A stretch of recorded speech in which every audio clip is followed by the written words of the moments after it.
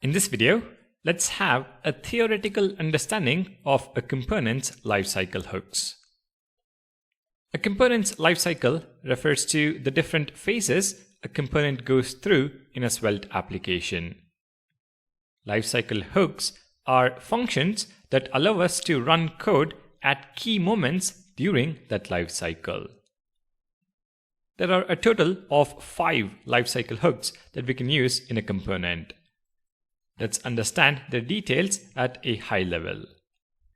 The first of the 5 hooks is the OnMount Hook. The OnMount Hook schedules the passed-in callback to run as soon as the component has been mounted to the DOM. Also, if you return a function from the callback function, that function will be called when the component is unmounted. The OnMount Hook is probably the hook which you will use the most in your component.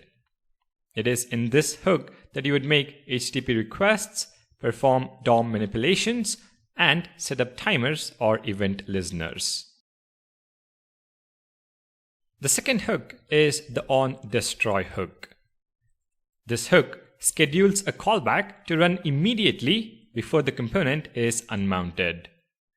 So, you could perform tasks like clearing timers and removing event listeners. Now you can do that in the OnMount Hook as well by returning a function from OnMount, but the difference is when it comes to server-side rendering. OnMount does not render inside a server-side component, whereas OnDestroy does.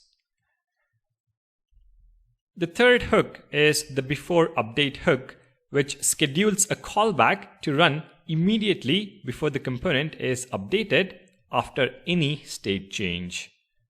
Similarly, we have the fourth hook, which is the AfterUpdate hook, which schedules a callback to run immediately after the component has been updated.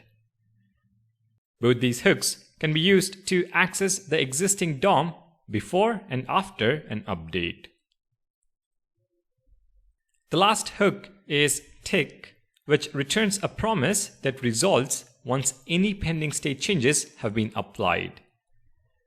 The tick function is unlike other lifecycle functions in that you can call it any time and not just when the component first initializes.